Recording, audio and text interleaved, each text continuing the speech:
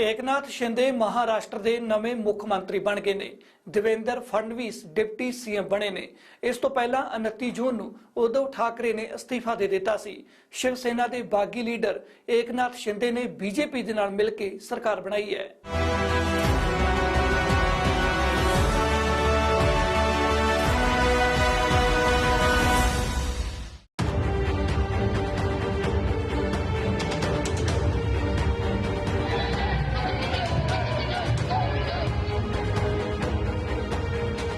उद्धव ठाकरे नाल बगावत करने वाले एकनाथ शिंदे महाराष्ट्र के मुख मंत्री बन गए ने। इस तो इलावा देवेंद्र फडणवीस ने महाराष्ट्र के डिप्टी सीएम वजों हल्फ लिया है। राज्यपाल भगत सिंह कोश्यारी ने ओहदे दी सौं चुकवाई।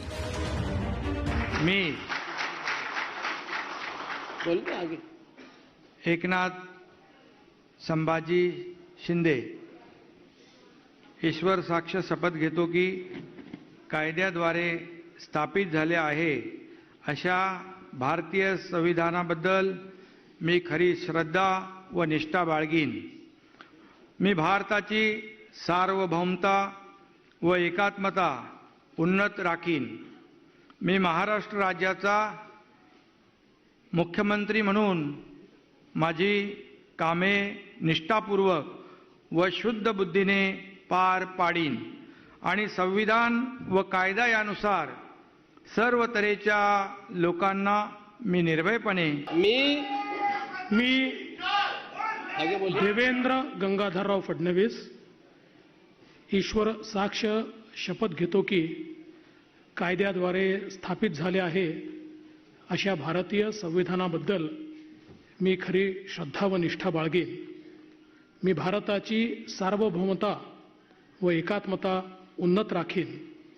मी महाराष्ट्र राज्याचा उपमुख्यमंत्री म्हणून माझी कामे निष्ठापूर्वक व शुद्ध बुद्धीने पार पाडीन आणि संविधान व कायदा यानुसार सर्व तऱ्हेच्या लोकांना मी निर्भयपणे व निस्पृहपणे तसेच कोणाच्याही विषयी ममत्व भाव किंवा आकस न बाळगता न्याय वागणूक देईन।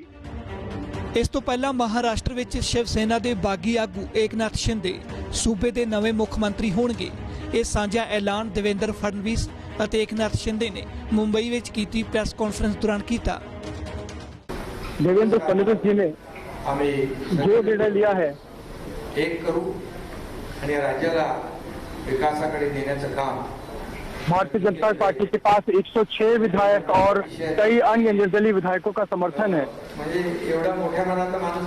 ऐसी स्थिति में भी आते हुए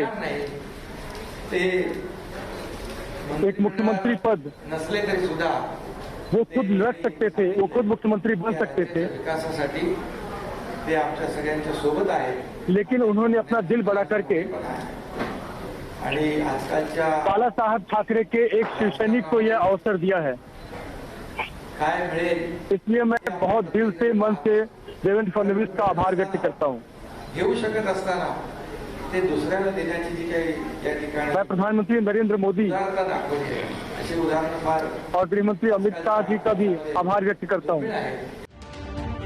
देवेंद्र फडणवीस ने उद्धव ठाकरे नूं मुड़ घेरिया। उन्होंने कहा कि उद्धव ठाकरे 2019 विच समझौते तो मुकरे सी। 2019 में भारतीय जनता पार्टी और शिवसेना साथ में चुनाव लड़ी।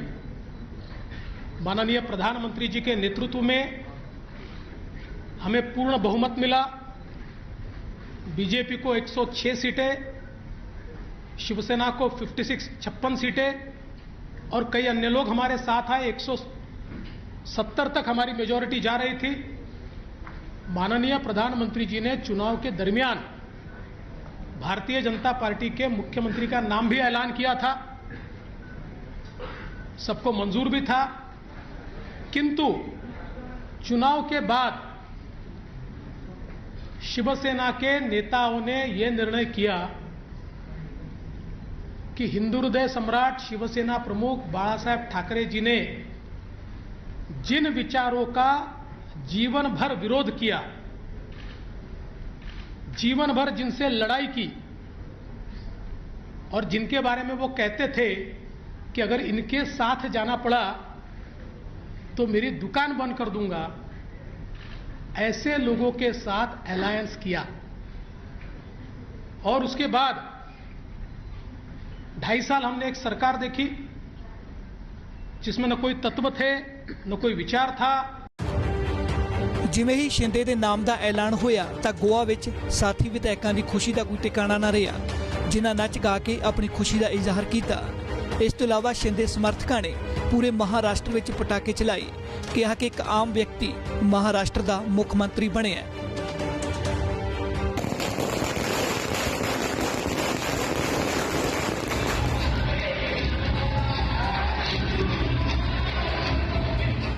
उनती जून ਨੂੰ सूबे के मुख मंत्री अहुदे तो उद्धव ठाकरे ने अस्तीफा दिता सी। 30 जून ਨੂੰ बाद दोपहर मगरों एकनाथ शिंदे ਅਤੇ देवेंद्र फडणवीस ने राजपाल भगत सिंह कोश्यारी नाल मुलाकात की ਅਤੇ सरकार बनाउण दा दावा पेश किया। कई दिनों तो शिव सेना के विधायकों नाल पहला सूरत फिर गुवाहाटी ਅਤੇ गोवा ਵਿੱਚ डेरे लाई बैठे शिंदे 30 जून ਨੂੰ ही वापस मुंबई पहुंचे सन। उन्होंने देवेंद्र फडणवीस नाल मुलाकात की ਅਤੇ फिर दोवें आगुआं ने राज भवन पहुंच के सरकार बनाउण दा दावा पेश किया।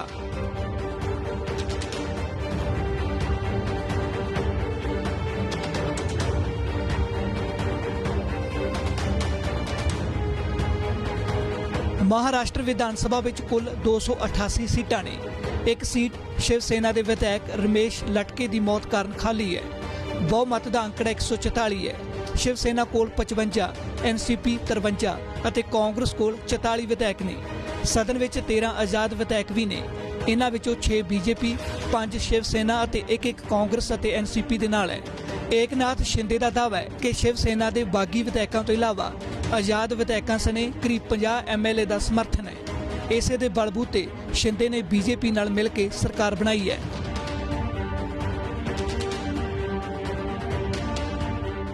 फिलहाल हुण समा एक ब्रेक दा ते ब्रेक तो बाद महाराष्ट्र का पूरा सियासी घटनाक्रम जाणांगे।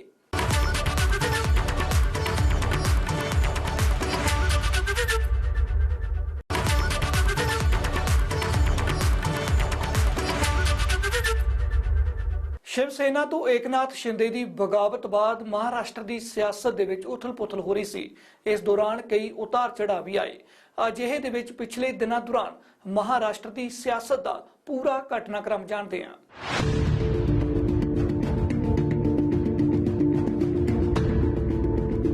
उद्धव ठाकरे की सत्ता तो बगावत करके पहला सूरत ਅਤੇ फिर एक हफ्ते तो गुवाहाटी विच रहे पार्टी के बागी नेता एकनाथ शिंदे ਅਤੇ ਉਹਨਾਂ ਦੇ ਸਮਰਥਕ ਵਿਧਾਇਕ 29 ਜੂਨ ਨੂੰ गोवा गए सी।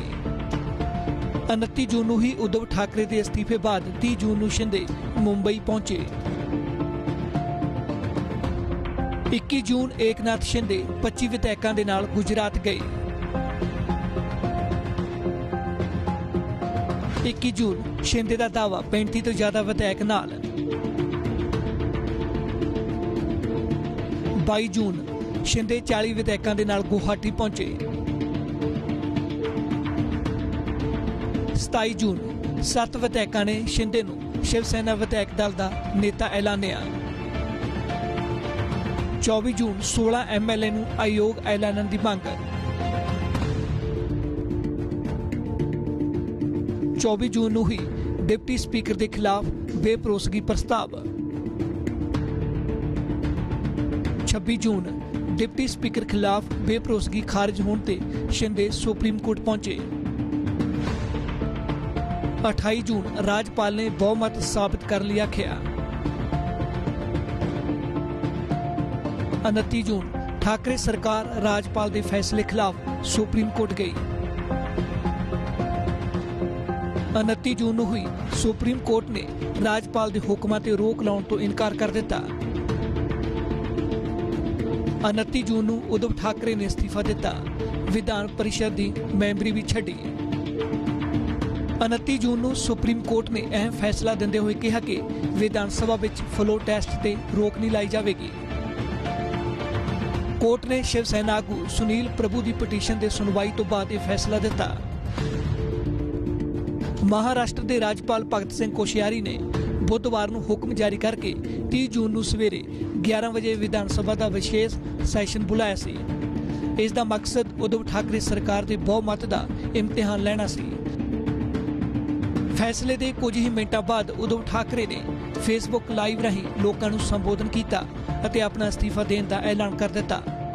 महाविकास आघाडीकडे शिवसेनेकडे किती आमदार आहेत, मग भाजपाकडे किती आहेत, आणखीन किती आहेत? कशाला ही डोकी फक्त मोजण्यासाठीच वापरायची का कामासाठी वापरायची? हे एक लोकशाहीचं दुर्दैव आहे की या लोकशाहीमध्ये फक्त डोक्याचा वापर हा मोजण्यासाठी होतो, कोणाकडे किती बहुमत आहे, कोणाकडे किती संख्या आहे। मला त्याच्यामध्ये रस नाही। उद्धव ठाकरे ने देर रात ਨੂੰ राज भवन जाके इस्तीफा दिता सी। उद्धव दे नाल उन्हां दे बेटे भी मौजूद सन। 21 जून तो लैके 29 जून दौरान महाराष्ट्र की राजनीति विच इह समुची उथल पुथल हुई। नतीजा ठाकरे सरकार अपने 5 साल पूरे न कर सकी। इत्थे एक होर ब्रेक ਲਈ रुकदे हां ते ब्रेक तो बाद महाराष्ट्र के नवे ते पुराने मुख मंत्री दे बारे जाणांगे।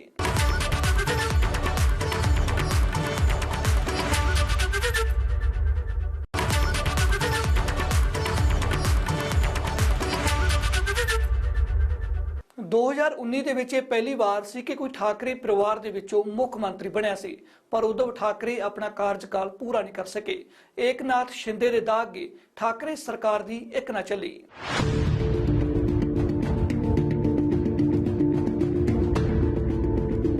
ਬਾਲ ਠਾਕਰੇ ਦੇ ਬੇਟੇ ਉद्धਵ ਠਾਕਰੇ ਤੋਂ ਪਹਿਲਾਂ ਠਾਕਰੇ ਪਰਿਵਾਰ ਦਾ ਕੋਈ ਵੀ ਮੈਂਬਰ ਕਦੇ ਵੀ ਮੁੱਖ ਮੰਤਰੀ ਨਹੀਂ ਬਣਿਆ ਸੀ। ਹਾਲਾਂਕਿ ਸ਼ਿਵ ਸੈਨਾ ਪਾਰਟੀ ਤੋਂ 2 ਮੁੱਖ ਮੰਤਰੀ ਜ਼ਰੂਰ ਹੋਏ, मनोहर जोशी ਅਤੇ नारायण राणे, पर ठाकरे परिवार तो 2019 तो पहला कोई भी व्यक्ति ना तो कदे मंत्री रहा ਅਤੇ ना ही किसी सरकारी संस्था का मैंबर। 50 साल तो भी पुरानी इस पार्टी की अगवाई करने वाले ठाकरे परिवार तो आदित्य ठाकरे पहले शख्स ने जो चोन लड़े। फिर उद्धव ठाकरे वो पहले शख्स बने जो ठाकरे परिवार तो महाराष्ट्र के पहले मुख्यमंत्री बने सन। उद्धव ठाकरे शिवसेना पार्टी के मुखी ने। शिवसेना संस्थापक बाल ठाकरे के बेटे ने। मराठी अखबार सामना के संपादक ने। 27 जुलाई 1960 ਨੂੰ मुंबई च जन्म होया। 2002 च पार्टी प्रबंध की जिम्मेवारी लई। 2003 च पार्टी के कार्यकारी मुखी के रूप च नाम का ऐलान होया। 2004 च बाल ठाकरे ने पार्टी के मुखी ऐलानिया। 28 नवंबर 2019 ਨੂੰ शिवसेना मुखी उद्धव ठाकरे ने महाराष्ट्र के मुख्य मंत्री वजों सौं चुकी सी। 20 साल बाद भी यह पहली बार सी कि कोई शिवसेना लीडर सीएम बनया होवे, पर उद्धव ठाकरे अपने कार्यकाल के 5 साल पूरे न कर सके। ठाकरे राज नूं पार्टी दे ही एक विधायक एकनाथ शिंदे ने खत्म कर दिता। एक जमाने विच मुंबई के नाल लगदे ठाणे विच आटो रिक्शा ड्राइवर रहे एकनाथ शिंदे इलाके विच शिवसेना के वड्डे आगू वजों उभरे। 4 बार विधायक रहे शिंदे पढ़ाई पूरी करन तो पहला ही शिवसेना नाल जुड़ गए सन। 1964 विच पैदा होए शिंदे ने 1964 ਵਿੱਚ पैदा होए शिंदे ने उस समय शिवसेना का हथ फड़िया ਜਦੋਂ पार्टी सूबे ਵਿੱਚ हरमन प्यारी हो रही सी। शिंदे ਨੂੰ ਉਹ ਆਗੂ ਮੰਨਿਆ ਜਾਂਦਾ ਹੈ जो ਲੋਕਾਂ ਤੇ पार्टी ਦੇ ਸਮਰਥਕਾਂ ਲਈ हमेशा हाजिर रहता है। एकनाथ शिंदे 18 साल की उम्र च शिवसेना के वर्कर बने। 1997 ਅਤੇ 2002 ठाणे तो पार्षद की चोण जित्ती। 2004 विधान सभा सीट ठाणे तो विधायक बने।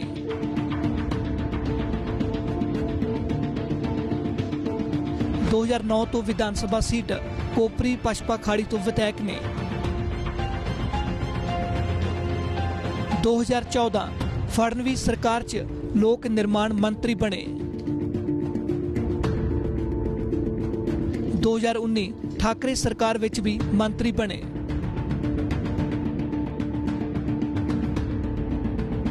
ਏਕਨਾਥ ਸ਼ਿੰਦੇ ਸ਼ਿਵ ਸੈਨਾ ਐਨਸੀਪੀ ਅਤੇ ਕਾਂਗਰਸ ਸਰਕਾਰ ਵਿੱਚ ਪੀਡਬਲਿਊਡੀ ਅਤੇ ਅਰਬਨ ਡਿਵੈਲਪਮੈਂਟ ਮਹਿਕਮਾ ਵੇਖਦੇ ਸਨ।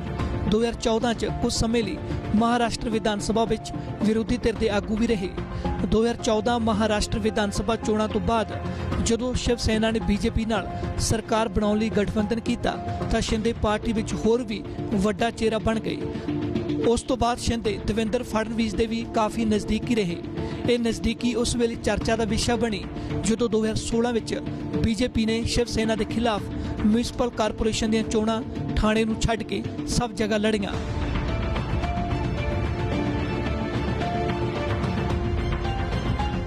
ਹੁਣ ਇੱਕ ਹੋਰ ਬ੍ਰੇਕ ਲਈ ਰੁਕਦੇ ਹਾਂ ਤੇ ਬ੍ਰੇਕ ਤੋਂ ਬਾਅਦ ਮਹਾਰਾਸ਼ਟਰ ਦੀ ਸਿਆਸਤ ਦਾ 2019 ਦਾ ਘਟਨਾਕ੍ਰਮ ਜਾਣਾਂਗੇ।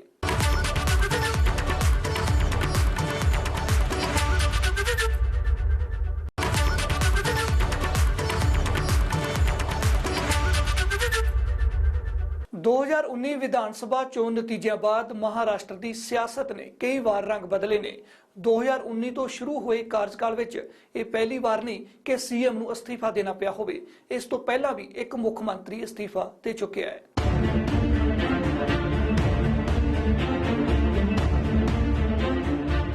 ਸਾਲ 2019 ਵਿੱਚ ਵਿਧਾਨ ਸਭਾ ਚੋਣ ਨਤੀਜਿਆਂ ਬਾਅਦ ਹੀ ਮਹਾਰਾਸ਼ਟਰ ਦੀ ਸਿਆਸਤ ਵਿੱਚ ਰੋਮਾਂਚਕ ਮੋੜ ਆਉਂਦੇ ਰਹੇ ਨੇ। 22 ਨਵੰਬਰ 2019 ਤੋਂ ਲੈ ਕੇ 23 ਨਵੰਬਰ 2019 ਕਰੀਬ 24 ਘੰਟੇ ਮਹਾਰਾਸ਼ਟਰ ਦੀ ਸਿਆਸਤ ਨੇ ਉਸ ਸਮੇਂ ਅਜੀਬ ਰੰਗ ਬਦਲਿਆ ਸੀ। 22 ਨਵੰਬਰ 2019 ਰਾਤ ਨੂੰ ਸ਼ਿਵ ਸੈਨਾ ਐਨਸੀਪੀ ਤੇ ਕਾਂਗਰਸ ਸਰਕਾਰ ਬਣਾਉਣ ਦੀ ਸਹਿਮਤੀ ਤੇ ਆਰਾਮ ਨਾਲ ਸੌਂ ਗਏ ਸਨ। ਪੂਰੀ ਰਾਤ ਗੱਠਜੋੜ ਸਰਕਾਰ ਦੇ ਸੁਪਨੇ ਵੇਖ ਰਹੇ ਸ਼ਿਵ ਸੈਨਾ ਐਨਸੀਪੀ ਤੇ ਕਾਂਗਰਸ ਦੇ ਸੁਪਨੇ ਅੱਖ ਖੁੱਲ੍ਹਣ ਤੇ ਟੁੱਟ ਗਏ ਸੀ ਜਦੋਂ 23 ਨਵੰਬਰ 2019 ਦਾ ਦਿਨ ਚੜ੍ਹਦਿਆਂ ਹੀ ਦੇਵੇਂਦਰ ਫੜਨਵੀਸ ਨੇ ਸੀਐਮ ਅਤੇ ਅਜੀਤ ਪਵਾਰ ਨੇ ਡਿਪਟੀ ਸੀਐਮ ਵਜੋਂ ਸਹੁੰ ਚੁੱਕੀ ਸੀ। ਸ਼ਿਵ ਸੈਨਾ ਐਨਸੀਪੀ ਅਤੇ ਕਾਂਗਰਸ ਨੂੰ ਹੱਥਾਂ ਪੈਰਾਂ ਦੀ ਪੈ ਗਈ ਸੀ। ਸ਼ਿਵ ਸੈਨਾ ਮੁਖੀ ਉਦਵ ਠਾਕਰੇ ਅਤੇ ਐਨਸੀਪੀ ਮੁਖੀ ਸ਼ਰਦ ਪਵਾਰ ਸਾਂਝੀ ਪ੍ਰੈਸ ਕਾਨਫਰੰਸ ਕਰਨ ਪਹੁੰਚੇ ਸਨ। ਸ਼ਰਦ ਪਵਾਰ ਨੇ ਵੀ ਸਰਕਾਰ ਬਣਾਉਣ ਦਾ ਦਾਅਵਾ ਠੋਕ ਦਿੱਤਾ ਸੀ। ਆਪਣੇ ਭਤੀਜੇ ਅਜੀਤ ਪਵਾਰ ਦੇ ਬੀਜੇਪੀ ਨਾਲ ਜਾਣ ਦੇ ਫੈਸਲੇ ਨੂੰ ਨਿੱਜੀ ਦੱਸਦਿਆਂ ਸ਼ਰਦ ਪਵਾਰ ਨੇ ਅਜੀਤ ਪਵਾਰ ਨੂੰ ਵਿਧਾਇਕ ਦਲ ਦੇ ਲੀਡਰ ਅਹੁਦੇ ਤੋਂ ਹਟਾ ਦਿੱਤਾ ਸੀ। ਕਾਂਗਰਸ ਨੇ ਸ਼ਿਵ ਸੈਨਾ ਤੇ ਐਨਸੀਪੀ ਦੀ ਪ੍ਰੈਸ ਕਾਨਫਰੰਸ ਦਾ ਹਿੱਸਾ ਨਾ ਬਣਦਿਆਂ ਵਕਤ ਤੋਂ ਪੀਸੀ ਕੀਤੀ ਸੀ ਅਤੇ ਗੱਠਜੋੜ ਨੂੰ ਮਜ਼ਬੂਤ ਦੱਸਿਆ ਸੀ। ਉਸ ਸਮੇਂ ਕਾਂਗਰਸ ਲੀਡਰ ਅਹਿਮਦ ਪਟੇਲ ਨੇ ਕਿਹਾ ਸੀ ਕਿ ਸ਼ਿਵ ਸੈਨਾ ਐਨਸੀਪੀ ਅਤੇ ਕਾਂਗਰਸ ਹੀ ਸਰਕਾਰ ਬਣਾਉਣਗੇ।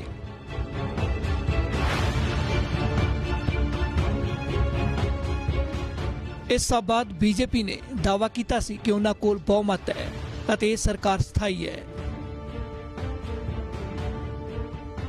मुख्यमंत्री के रूप में पूरे चुनाव में देवेंद्र फडणवीस का नाम प्रचारित हुआ था। शिवसेना को जिताने में भी भाजपा समर्थक मतों का ही बहुत बड़ा अंश था। This has to be noted that in the success of the Shiv Sena candidate, the prospect of Devendra Fadnavis becoming the chief minister and the support base of BJP also played a crucial role. ये जो नई युति बनी है ये एक स्थायी सरकार देगी, प्रामाणिक सरकार देगी। ਰਾਜਪਾਲ ਨੇ ਫੜਨਵੀਸ ਸਰਕਾਰ ਨੂੰ ਬਹੁਮਤ ਸਾਬਿਤ ਕਰਨ ਲਈ 3 ਨਵੰਬਰ 2019 ਤੱਕ ਦਾ ਸਮਾਂ ਦੇ ਦਿੱਤਾ ਸੀ। ਇਸ ਸਾਬੇ 'ਚ ਸ਼ਿਵ ਸੈਨਾ ਐਨਸੀਪੀ ਅਤੇ ਕਾਂਗਰਸ ਸੁਪਰੀਮ ਕੋਰਟ ਪਹੁੰਚ ਗਏ ਸਨ। ਤਿੰਨਾਂ ਹੀ ਪਾਰਟੀਆਂ ਨੇ ਆਪਣੇ ਵਿਧਾਇਕਾਂ ਨੂੰ ਵੀ ਵੱਖ-ਵੱਖ ਥਾਵਾਂ ਤੇ ਸ਼ਿਫਟ ਕਰ ਦਿੱਤਾ ਸੀ। ਇਹ ਤਸਵੀਰਾਂ 23 ਨਵੰਬਰ 2019 ਸਵੇਰੇ ਕਰੀਬ 8 ਵਜੇ ਦੀਆਂ ਨੇ ਜਦੋਂ ਦੇਵੇਂਦਰ ਫੜਨਵੀਸ ਨੇ ਮਹਾਰਾਸ਼ਟਰ ਦੇ ਮੁੱਖ ਮੰਤਰੀ ਵਜੋਂ ਸਹੁੰ ਚੁੱਕੀ ਸੀ। ਫੜਨਵੀਸ ਨਾਲ ਸੂਬੇ ਦੇ ਉਪ ਮੁੱਖ ਮੰਤਰੀ ਵਜੋਂ ਅਜੀਤ ਪਵਾਰ ਨੇ ਹਲਫ ਲਿਆ ਸੀ। ਇਸ ਸਹੁੰ ਚੁੱਕ ਸਮਾਗਮ ਨੇ ਪੂਰੇ ਸਿਆਸੀ ਸਮੀਕਰਨਾਂ ਨੂੰ ਬਦਲ ਦਿੱਤਾ ਸੀ। ਅਜੀਤ ਪਵਾਰ ਐਨਸੀਪੀ ਤੋਂ ਬਾਗੀ ਹੋਏ ਸਨ ਜੋ ਐਨਸੀਪੀ ਲੀਡਰ ਸ਼ਰਦ ਪਵਾਰ ਦੇ ਭਤੀਜੇ ਨੇ। हमने हमारा दावा आदरणीय राज्यपाल जी को पेश किया। उस दावे की पुष्टि करते हुए आदरणीय राज्यपाल जी ने माननीय राष्ट्रपति जी से अनुशंसा की कि राष्ट्रपति शासन वापस लिया जाए और राष्ट्रपति शासन वापस लेने के बाद आज यहाँ पर हमको माननीय राज्यपाल जी ने शपथ का निमंत्रण दिया। मैंने और श्री अजीत दादा पवार इन्होंने शपथ ली है, मैंने मुख्यमंत्री पद के लिए है, उन्होंने उप मुख्यमंत्री पद के लिए है, और मेरा विश्वास है कि महाराष्ट्र में एक स्थिर, स्थायी इस प्रकार की सरकार हम लोग दे पाएंगे। इस सਹੁੰ ਚੁੱਕ ਸਮਾਗਮ ਤੋਂ ਪਹਿਲਾਂ 23 ਨਵੰਬਰ 2016 ਨੂੰ ਕਰੀਬ 5:45 ਵਜੇ ਰਾਸ਼ਟਰਪਤੀ ਸ਼ਾਸਨ ਹਟਾਇਆ ਗਿਆ ਸੀ, ਜਿਸ ਤੋਂ ਬਾਅਦ ਹੀ ਸਹੁੰ ਚੁੱਕ ਸਮਾਗਮ ਲਈ ਰਾਹ ਪੱਧਰਾ ਹੋਇਆ ਸੀ। ਪ੍ਰਧਾਨ ਮੰਤਰੀ ਨਰਿੰਦਰ ਮੋਦੀ ਤੋਂ ਲੈ ਕੇ ਗ੍ਰਹਿ ਮੰਤਰੀ ਅਮਿਤ ਸ਼ਾਹ ਨੇ ਟਵੀਟ ਕਰਦਿਆਂ ਫੜਨਵੀਸ ਸਰਕਾਰ ਨੂੰ ਵਧਾਈ ਵੀ ਦਿੱਤੀ ਸੀ। महाराष्ट्र च सियासी संकट चों नतीजा बाद ही पैदा हो गया सी, क्योंकि किसी भी पार्टी नूं स्पष्ट बहुमत नहीं मिलिया सी। अजिहे विच सरकार बनाउण दीआं प्रमुख दावेदार पार्टियां बीजेपी अते शिव सेना भिड़ गईआं सन, क्योंकि बहुमत किसी कोल भी नहीं सी।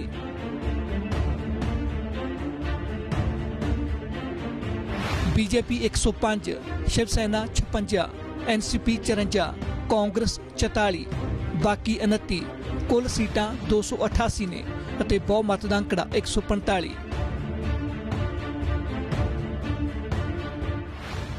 ਬੀਜੇਪੀ ਅਤੇ ਸ਼ਿਵ ਸੈਨਾ 50 ਦੇ ਫਾਰਮੂਲੇ ਤੇ ਪਿੜ ਗਈਆਂ ਸੀ।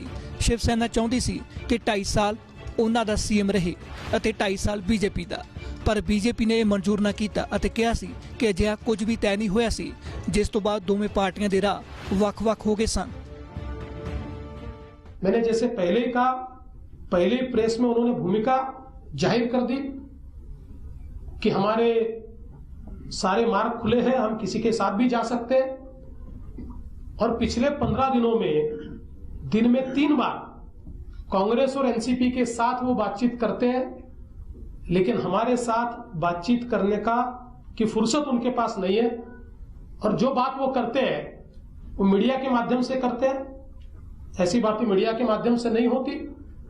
अगर कोई बात भी उनके मन में होती तो बातचीत करके उसके ऊपर अगर हमारी बात सही होती तो मानते, नहीं होती तो नहीं मानते। उनकी सही होती तो हम मान लेते, उनकी गलत होती तो हम नहीं मानते।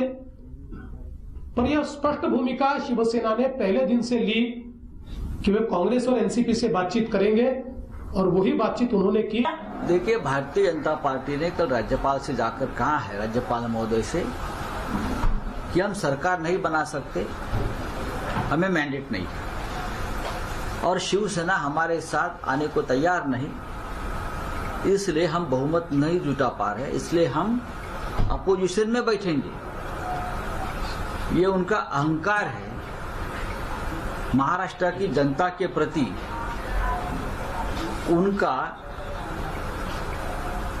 एक तरह से अपमान है। देखिए, भारतीय जनता पार्टी ये कहती कि हम अपोजिशन में बैठेंगे, सत्ता नहीं बनाएंगे, लेकिन किसी भी हालत में अपोजिशन में बैठने को तैयार है। लेकिन जो बात तय हुई थी, जो एग्रीमेंट हुआ था 50-50 फॉर्मूला वाला, 2.5 साल के मुख्यमंत्री पद बांटने के लिए, वो देने को तैयार नहीं। आप उससे समझ सकते हैं किसके दिमाग में क्या था, पहले भी और आज भी। ਇਹ ਇਕੱਠ 25 ਨਵੰਬਰ 2019 ਸ਼ਾਮ ਦਾ ਸ਼ਿਵ ਸੈਨਾ, ਐਨਸੀਪੀ ਅਤੇ ਕਾਂਗਰਸ ਦੇ ਵਿਧਾਇਕਾਂ ਦਾ ਸੀ, ਜਿਨ੍ਹਾਂ ਬੀਜੇਪੀ ਖਿਲਾਫ ਅਤੇ ਇਕਜੁੱਟ ਰਹਿਣ ਦੀ ਸਹੁੰ ਚੁੱਕੀ ਸੀ। 26 ਨਵੰਬਰ 2019 ਨੂੰ ਸੁਪਰੀਮ ਕੋਰਟ ਨੇ ਫੈਸਲਾ ਸੁਣਾਇਆ ਸੀ ਕਿ 27 ਨਵੰਬਰ 2019 ਨੂੰ ਫਲੋ ਟੈਸਟ ਹੋਵੇਗਾ। 26 ਨਵੰਬਰ 2019 ਦੀ ਸ਼ਾਮ ਤੱਕ ਦੇਵੇਂਦਰ ਫੜਨਵੀਸ ਸੀਐਮ ਅਤੇ ਅਜੀਤ ਪਵਾਰ ਨੇ ਡਿਪਟੀ ਸੀਐਮ ਅਹੁਦੇ ਤੋਂ ਅਸਤੀਫਾ ਰਾਜਪਾਲ ਨੂੰ ਸੌਂਪ ਦਿੱਤਾ ਸੀ, ਜਿਸ ਤੋਂ ਬਾਅਦ ਸ਼ਿਵ ਸੈਨਾ, ਐਨਸੀਪੀ ਤੇ ਕਾਂਗਰਸ ਗੱਠਜੋੜ ਲਈ ਸਰਕਾਰ ਬਣਾਉਣ ਦਾ ਰਾਹ ਪੱਧਰਾ ਹੋਇਆ ਸੀ। ਇਸ ਸਾਰੇ ਨਾਟਕੀ ਘਟਨਾਕ੍ਰਮ ਦੌਰਾਨ ਬੀਜੇਪੀ ਦੀ ਕਿਰਕਰੀ ਹੋਣਾ ਸੁਭਾਵਿਕ ਸੀ। ਲਪੇਟੇ ਵਿੱਚ ਪ੍ਰਧਾਨ ਮੰਤਰੀ ਨਰਿੰਦਰ ਮੋਦੀ ਅਤੇ ਗ੍ਰਹਿ ਮੰਤਰੀ ਅਮਿਤ ਸ਼ਾਹ ਵੀ ਆਏ ਸੀ। ਨਤੀਜਾ, ਮਹਾਰਾਸ਼ਟਰ ਦਾ ਪੂਰਾ ਸਿਆਸੀ ਘਟਨਾਕ੍ਰਮ ਇੱਕ ਇਤਿਹਾਸ ਬਣ ਗਿਆ। ਫਿਲਹਾਲ ਦੇ ਲਈ ਇਹਨਾਂ ਹੀ ਦੇਸ਼ ਦੁਨੀਆ ਦੀਆਂ तमाम ਖਬਰਾਂ ਵੇਖਣ ਲਈ ਤੁਸੀਂ ਵੇਖਦੇ ਰਹੋ ABP ਸਾਂਝਾ।